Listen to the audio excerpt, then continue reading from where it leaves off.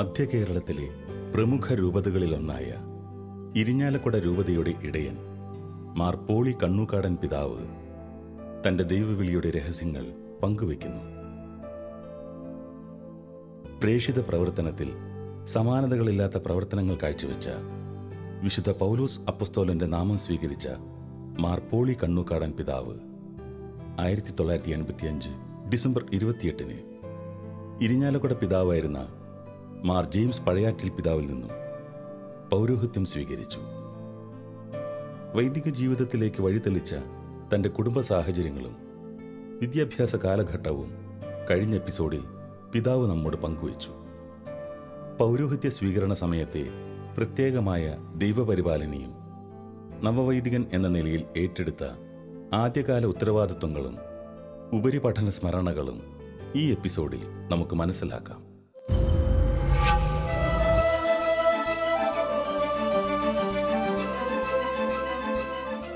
അഭിവന്യ കാലം ചെയ്ത മാർ ജെയിംസ് പഴയാറ്റിൽ പിതാവാണ് എനിക്ക് പൗരോഹിത്യം നൽകുന്നത്. കുഴിക്കാട്ടുശ്ശേരി ഇടവപ്പള്ളി വെച്ചാണ് ഞാൻ പൗരോഹിത്യം സ്വീകരിക്കുക. എൻ്റെ അപ്പൻ ആ സമയത്ത് വളരെ രോഗബാധിതനായിട്ട് കിടക്കുന്ന അവസരമാണ്. ദൈവത്തിൻ്റെ പ്രത്യേകമായിട്ടുള്ള പരിപാലനയുടെ രംഗമാണ് ഞാൻ ആ പട്ടത്തിൻ്റെ സമയത്ത് കണ്ടത്. പട്ടത്തിൻ്റെ തലേദിവസം വരെ അപ്പൻ തൃശ്ശൂർ മിഷൻ ഹോസ്പിറ്റലിൽ രോഗബാധിതനായിട്ട് കിടക്കുകയാണ്. എന്നാൽ ഡോക്ടർമാരുടെ പ്രത്യേകമായിട്ടുള്ള സഹായത്തോടുകൂടെ പട്ടത്തിൻ്റെ അന്ന് അപ്പനെ പള്ളിയിലേക്ക് കൊണ്ടുവരാനും വീൽ ചെയറിലിരുത്തി പട്ടത്തിൽ പങ്കെടുക്കാനും അത് കഴിഞ്ഞ് 2 ദിവസത്തോളം വീട്ടിൽ കഴിയാനും അപ്പനെ കഴിഞ്ഞു. അത് കഴിഞ്ഞ് വീണ്ടും ഹോസ്പിറ്റലിലേക്ക് അപ്പനെ കൊണ്ടുപോവുകയാണ്. പട്ടത്തിൽ പങ്കെടുക്കണമെന്ന് അപ്പന് ആഗ്രഹമുണ്ടായിരുന്നു, എനിക്കും വലിയ ആഗ്രഹമുണ്ടായിരുന്നു, കുടുംബാംഗങ്ങൾക്ക് ആഗ്രഹമുണ്ടായിരുന്നു. പക്ഷെ പങ്കെടുക്കാനാകുമോ എന്നുള്ളൊരാശങ്ക എല്ലാവർക്കും ഉണ്ടായിരുന്നു. അത്രയേറെ രോഗം മൂർച്ഛിച്ച് കഴിഞ്ഞിരുന്നു.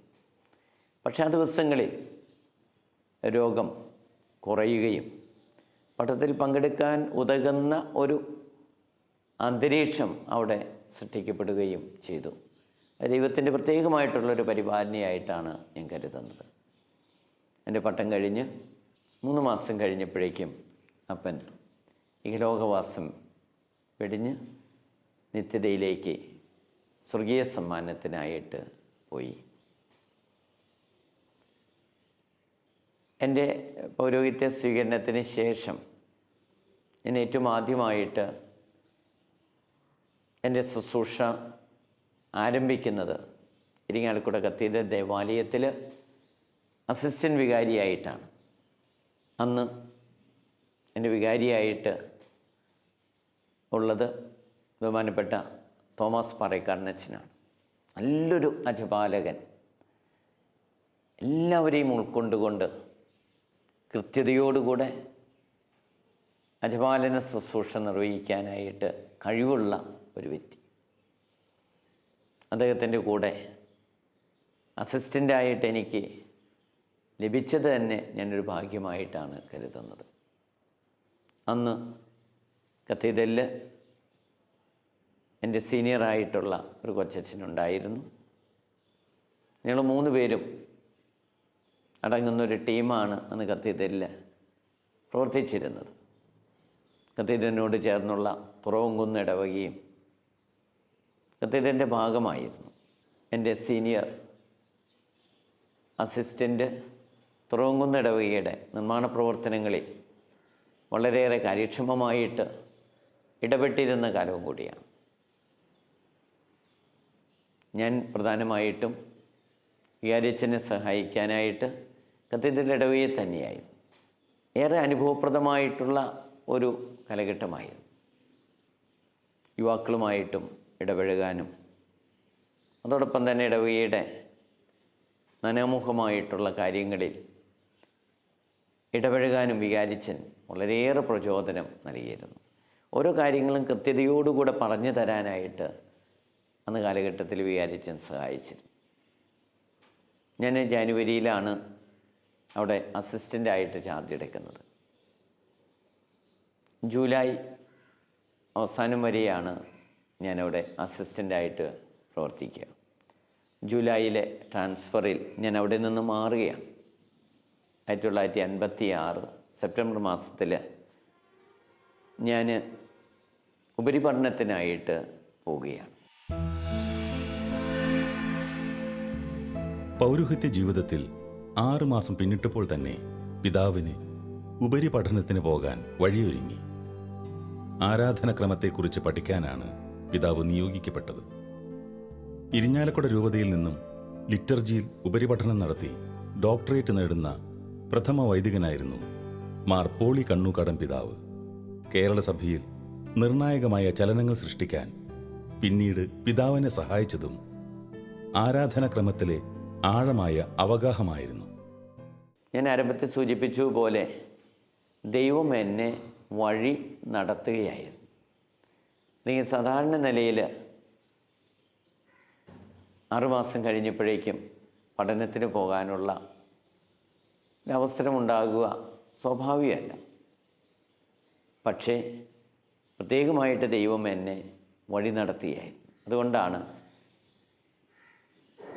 എൻ്റെ പൗരോഹിത്യ ജീവിതത്തിൻ്റെ തുടക്കത്തിൽ തന്നെ ഉപരിപഠനത്തിനായിട്ട് പോകാനായിട്ട് അവസരം കിട്ടുന്നത്. ഇതിന് മറ്റൊരു കാരണം കൂടി ഉണ്ടായിരുന്നു.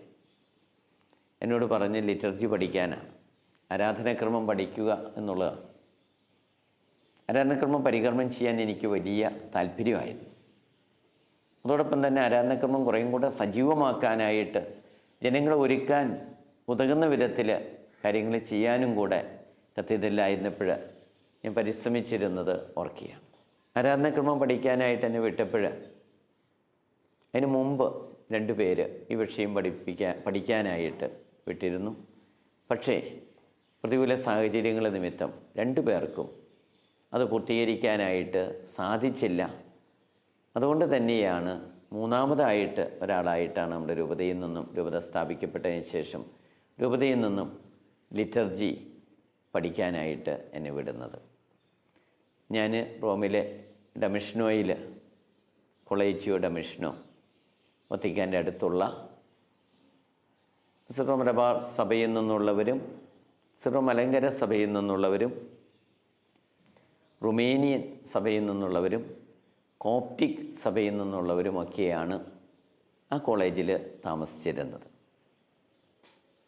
അവരോടൊപ്പം അവിടെ താമസിച്ച് എൻ്റെ ദൈവശാസ്ത്ര ഉപരിപഠനം ആരംഭിക്കുകയാണ്. ഞാനവിടെ ചെല്ലുമ്പോൾ ഞാനാണ് ആ കോളേജിലെ ഏറ്റവും പ്രായം കുറഞ്ഞ വിദ്യാർത്ഥി. മറ്റുള്ളവരൊക്കെ എന്നേക്കാളും പ്രായമുള്ളവരാണ്. അവിടെ ചെന്നപ്പോഴും എനിക്ക് ഒരുപാട് വാത്സല്യവും സ്നേഹവും മറ്റുള്ളവരിൽ നിന്ന് ലഭിച്ചു എന്നുള്ളത് പ്രത്യേകം എടുത്ത് പറയും. ആലുവ സെമിനാരിയിൽ മുൻ റെക്ടറായിരുന്ന സ്പാനിഷ്കാരനായ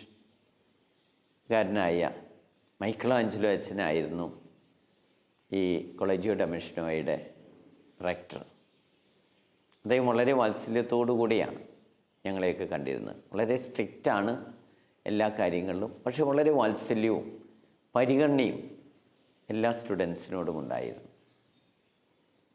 അവിടെ ഞങ്ങൾ താമസിച്ചിരുന്നു.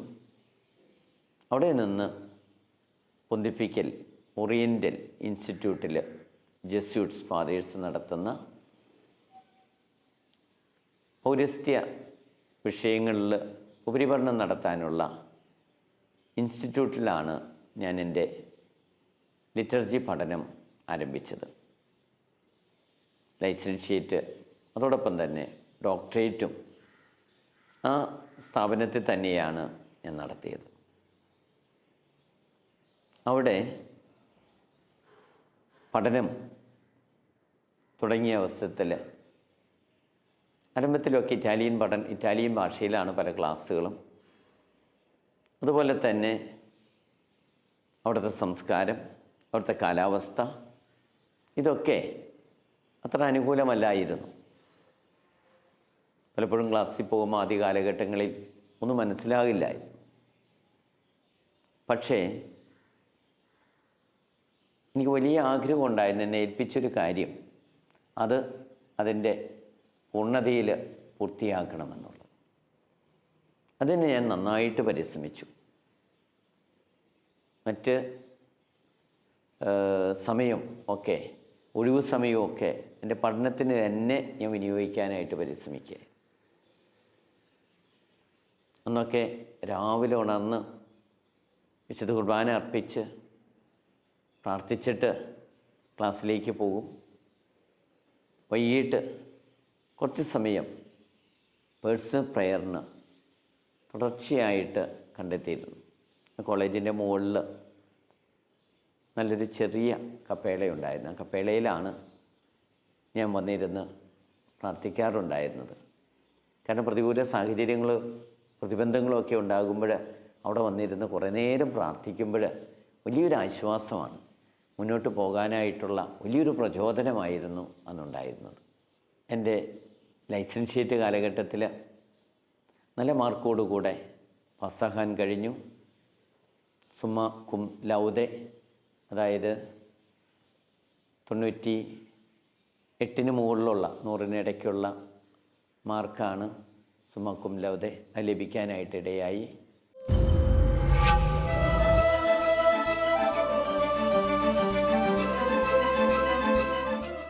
അഞ്ച് വർഷം കൊണ്ട് പൂർത്തീകരിക്കപ്പെടുന്ന ഈ കാലയളവിൽ ഒരിക്കലും ഞാൻ നാട്ടിലേക്ക് വരാനോ അല്ലെങ്കിൽ എൻ്റെ വീട് സന്ദർശിക്കാനോ ഒരുമ്പിട്ടില്ല. കാരണം അങ്ങനെ സന്ദർശിക്കാനായിട്ട് സമയമെടുത്താൽ ഇത് പൂർത്തിയാകില്ല എന്ന് എനിക്ക് ഉറപ്പുണ്ടായിരുന്നു. ഗവേഷണ പഠനം പൂർത്തീകരിച്ച് അതിൻ്റെ ഡിഫൻസ് നടന്ന അവസരത്തിൽ ഏറെ മഹത് വ്യക്തികളും അതിൽ പങ്കെടുക്കാനായിട്ട് വന്നു. നല്ല സജീവമായിട്ടുള്ള ഡിഫൻസായിരുന്നു. കൽദായ സഭയുടെ പാട്രിയാർക്ക് ഉൾപ്പെടെ പലരും ആ ഡിഫൻസിൽ പങ്കെടുക്കാനായിട്ട് എത്തിയിരുന്നു.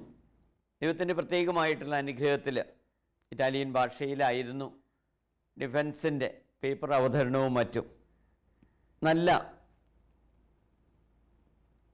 വിശ്വസ്തയോടുകൂടെ പഠിച്ച വിഷയത്തിനോട് നീതി പുലർത്തിക്കൊണ്ട് ആ ഡിഫൻസ് നടത്താനായിട്ട് കഴിഞ്ഞു എന്നുള്ളതിൽ സന്തോഷമുണ്ട്. തിരിച്ചു വരുന്നതിന് മുമ്പ് തന്നെ ആ ഗവേഷണ ഗ്രന്ഥം പ്രസിദ്ധീകരിക്കാനും പ്രധാനപ്പെട്ട എല്ലാ യൂണിവേഴ്സിറ്റികളിലേക്കും അതിൻ്റെ കോപ്പികൾ കൈമാറാനും റോമിലെ ബുക്ക് സ്റ്റോളുകളിൽ അതിൻ്റെ കോപ്പികൾ ഏൽപ്പിക്കാനും കഴിഞ്ഞു. ഡിഫൻസ് ഏറ്റവും ഉയർന്ന മാർക്കോടുകൂടെ നടത്താൻ കഴിഞ്ഞു എന്നുള്ളതും പ്രത്യേകം എടുത്തു പറയുന്നു. ഇതിനൊക്കെ കാരണം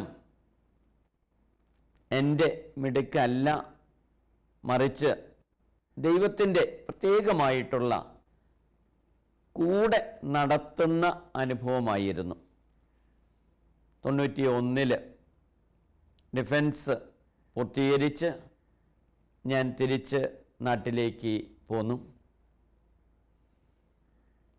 91 മുതൽ എൻ്റെ മിനിസ്ട്രി ആരംഭിക്കുകയാണ്. ഞാൻ വന്ന ഉടനെ തന്നെ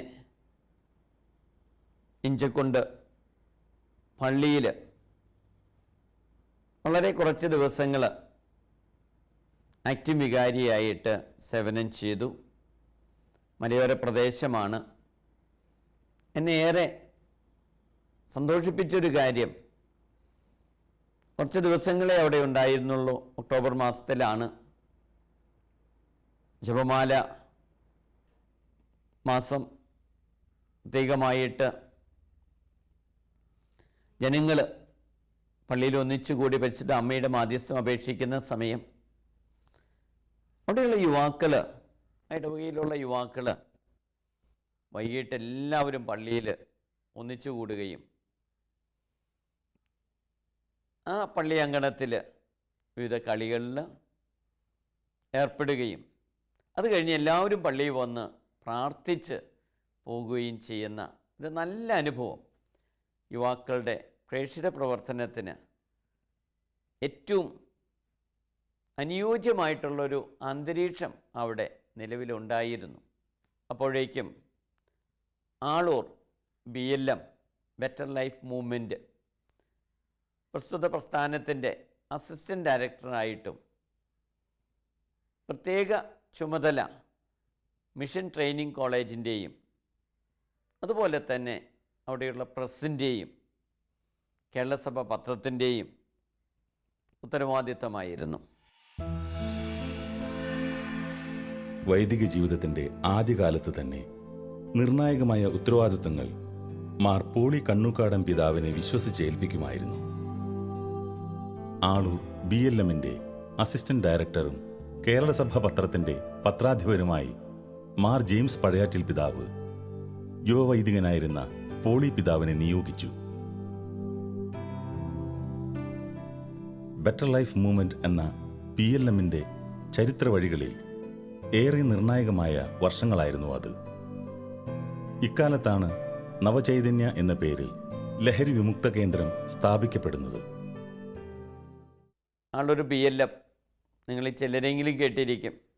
കത്തോലിക്ക ബൈബിൾ എഡീഷൻ മലയാള വിവർത്തനം ആദ്യമായിട്ട് പ്രസിദ്ധീകരിച്ചത് ആളൊരു BLMലെ പ്രസ്സിലാണ്. ബഹുമാനപ്പെട്ട മുത്തണ്ണച്ചനാണ് അത് വിവർത്തനം ചെയ്തത്, സമ്പൂർണ്ണ ബൈബിള്. അതുപോലെ തന്നെ മുദ്രാലയ പ്രേക്ഷിതത്വത്തിൻ്റെ വലിയൊരു കേന്ദ്രമായിട്ട് ആ കാലഘട്ടത്തിൽ ആ പ്രസ് നിലനിന്നിരുന്നു. കൂടാതെ ജോസ് അക്കരക്കാരനച്ചൻ്റെ നേതൃത്വത്തിലാണ് ഈ ബെറ്റർ ലൈഫ് മൂവ്മെൻറ്റ് ആരംഭിച്ചത്. വത്തിക്കാൻ കൗൺസിൽ പ്രമാണരേഖകളിൽ പറഞ്ഞിരിക്കുന്ന കാര്യങ്ങളുടെ അടിസ്ഥാനത്തിൽ സഭയിലുടനീളം ഒരു നവീകരണം സാധ്യമാകുക എന്നുള്ള ലക്ഷ്യത്തോടുകൂടെ അൽമായരുടെ ശാക്തീകരണം സാധ്യമാകുക എന്നുള്ള ഊന്നൽ നൽകിക്കൊണ്ട് ആ പ്രസ്ഥാനം ആരംഭിച്ചത്. അവിടെ ധ്യാനങ്ങൾ ആരംഭിച്ചു. അതുപോലെ തന്നെ എല്ലാവരിലേക്കും ഈ സന്ദേശം എത്തിക്കാൻ വേണ്ടി കേരളസഭ എന്നുള്ള പത്രത്തിന് തുടക്കം കുറിച്ചു. മുദ്രാലയ പ്രേക്ഷിതത്വം വഴിയായിട്ട് നല്ല പുസ്തകങ്ങൾ പ്രസിദ്ധീകരിച്ചു. മിഷൻ പ്രദേശങ്ങളിൽ പ്രേക്ഷിത പ്രവർത്തനം ചെയ്യാൻ ആഗ്രഹിക്കുന്ന വൈദിക വിദ്യാർത്ഥികൾക്ക് പരിശീലനം നൽകുന്ന ഒരു സെമിനാരിയും ആ BLMനോടുകൂടെ പ്രവർത്തിക്കുന്നുണ്ടായിരുന്നു. എനിക്ക് പ്രത്യേകമായിട്ടുള്ള ചുമതല പ്രസ്തുത സെമിനാരിയുടെയും അതുപോലെ തന്നെ മുദ്രാലയ പ്രേക്ഷിതത്വത്തിൻ്റെയും കേരളസഭയുടെയുമായിരുന്നു. ഏറെ സന്തോഷകരമായിട്ടുള്ള നാളുകളായിരുന്നു അവിടത്തേത്. ആ അവസരത്തിൽ തന്നെയാണ് ഇരിങ്ങാലക്കുട രൂപതയുടെ കുടുംബ പ്രേക്ഷിതത്വത്തിൻ്റെ ഭാഗമായിട്ട് നവചൈതന്യ എന്ന അഡിക്ഷൻ സെൻറ്ററിന് തുടക്കം കുറിച്ചത്. ലഹരിക്ക് അടിമപ്പെട്ടവരെ അതിൽ നിന്ന് വിമുക്തരാക്കാനും അതുവഴി കുടുംബങ്ങളെ രക്ഷിക്കാനുള്ള ഒരു പരിശ്രമമായിട്ടാണ് അഭിവന്യ ജെയിംസ് പിതാവിൻ്റെ പ്രത്യേകമായിട്ടുള്ള നിർദ്ദേശത്തിൻ്റെ വെളിച്ചത്തിൽ അന്നത്തെ ഫാമിലി അപ്പസ്റ്റോലേറ്റ് ഡയറക്ടറായിരുന്ന ജോൺ തെക്കേക്കരച്ചിൻ്റെയും ഡോക്ടർ VJ പോളിൻ്റെയും സേവ്യർ പള്ളിപ്പാട്ടിൻ്റെയും ഒക്കെ വലിയ സഹകരണത്തോടുകൂടെ ഈ പ്രസ്ഥാനത്തിന് തുടക്കം കുറിച്ചത്. ഇന്നും ഈ പ്രസ്ഥാനം വളരെ നല്ല രീതിയിൽ പ്രവർത്തിക്കുന്നുണ്ട്. ഓരോ മാസത്തിലും നടത്തപ്പെടുന്ന ഒരാഴ്ച നീണ്ടു നിൽക്കുന്ന ക്യാമ്പുകൾ, ആൽക്കഹോളിക് അനോണിമസ് ഗ്രൂപ്പുകൾ, ബോധവൽക്കരണ പരിപാടികൾ, അതുപോലെ തന്നെ ലഹരി വിമുക്ത സമിതികളുടെ രൂപീകരണം തുടങ്ങിയ പ്രവർത്തനങ്ങളിലൂടെ ഇന്നും വളരെ നല്ല രീതിയിൽ മുന്നോട്ട് പോയിക്കൊണ്ടിരിക്കുന്നു. അതിൻ്റെ തുടർച്ചയായിട്ടാണ് ആനന്ദപുരത്ത് സാൻചോ സദൻ എന്ന പേരിൽ കേന്ദ്ര ഗവൺമെൻറ്റിൻ്റെ സഹകരണത്തോടുകൂടെ ട്രീറ്റ്മെൻറ്റ് സെൻറ്ററിന് തുടക്കം കുറിച്ചതും. നവചൈതന്യ പ്രസ്ഥാനം അന്ന് BLM സെൻറ്ററിനോടുകൂടെ ആരംഭിക്കുകയായിരുന്നു. 1993 ഞാൻ മൈനസ് സെമിനാരിയിലെ വൈസ് റെക്ടറായിട്ടും ഫാദർ പ്രീഫെക്റ്റായിട്ടും നിയമിതനായി. അളൂർ BLMൽ നിന്നും സെമിനാരി രൂപീകരണ ടീമിലേക്ക് ഞാൻ എത്തുകയാണ്. ആ അവസരത്തിൽ തന്നെയാണ് തുറവംകുന്ന് സെൻറ്റ് ജോസഫ് ഇടവകയുടെ വികാരിയായിട്ടും ചാർജ് എടുത്തത്. അതുപോലെ തന്നെ ആ അവസരത്തിൽ പാസ്റ്റർ കൗൺസിലിൻ്റെ സെക്രട്ടറി ആയിട്ടും രൂപതയുടെ ലിറ്റർജിക്കൽ കമ്മിറ്റിയുടെ കൺവീനറായിട്ടും പ്രവർത്തിച്ചിരുന്നു. അൽമായർക്കുള്ള ദൈവശാസ്ത്ര പഠന കോഴ്സുകളും ആ സമയത്ത് തന്നെ ആരംഭിക്കാനായിട്ട് കഴിഞ്ഞു. 2.5 വർഷത്തിന് ശേഷം 1996 കൊറ്റനല്ലൂർ വികാരിയായിട്ട് ചാർജ് എടുക്കുകയായിരുന്നു. കൊറ്റനല്ലൂർ ഗ്രാമീണ പ്രദേശത്തെ ഇടവക, 300-ലധികം വീട്ടുകാർ. ആ ഇടവകയോടൊപ്പം തന്നെ 7 കിലോമീറ്ററോളം അകലെയുള്ള കുതിർത്തടം ഇടവകയുടെയും കൂടെ വികാരിയായിട്ട് സേവനം ചെയ്യാനായിട്ട് അവസരം കിട്ടി. ഇടവക ജനത്തിൻ്റെ തീഷ്ണത, പ്രത്യേകിച്ച് ആത്മീയമായിട്ടുള്ള അവരുടെ തീഷ്ണത, പരിശുദ്ധ അമ്മയോടുള്ള അവരുടെ ഭക്തി, അതുപോലെ തന്നെ സാമൂഹ്യ പ്രതിബദ്ധതയോടുകൂടിയുള്ള അവരുടെ പ്രവർത്തനം, ഈ കാര്യങ്ങളൊക്കെ എന്നെ ഏറെ ആകർഷിച്ചിരുന്ന കാര്യമാണ്. സാമൂഹ്യ തിന്മകൾക്കെതിരെ പ്രതികരിക്കാനുള്ള വലിയ സന്നദ്ധത സഭ നേതൃത്വം നൽകണം. അനുരഞ്ജന സമിതികൾ രൂപതാ തലത്തിലും ഇടവക തലത്തിലും രൂപീകരിക്കണം. ഈ നിർദ്ദേശം അന്നത്തെ പാസ്റ്റർ കൗൺസിലിൽ ചർച്ച ചെയ്തു. അഭിമന്യ ജെയിംസ് പിതാവ് പ്രത്യേകം നിർദ്ദേശിച്ചനുസരിച്ച് രൂപതയിൽ ഒരു അനുരഞ്ജന സമിതി രൂപീകരിക്കാനായിട്ട് തീരുമാനിച്ചു.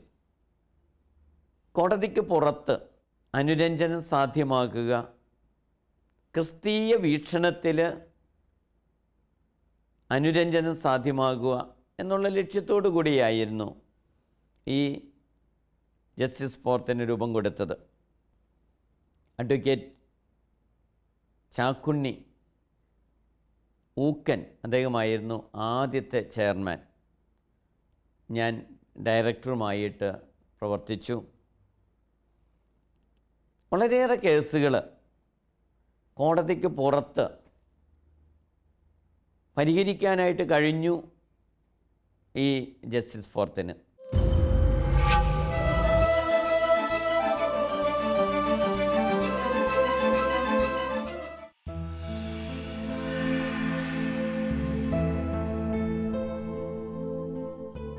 ഇരിഞ്ഞാലക്കുട രൂപതയുടെ അധ്യക്ഷൻ അഭിമന്യ മാർ പോളി കണ്ണൂക്കാടൻ പിതാവ് തന്റെ രൂപതയിൽ ഏൽപ്പിക്കപ്പെട്ട ഉത്തരവാദിത്തങ്ങൾ ദൈവത്തിൽ ആശ്രയിച്ച് നിർവഹിച്ചതിൻ്റെ അനുഭവങ്ങൾ നമ്മോട് പങ്കുവയ്ക്കുകയായിരുന്നു.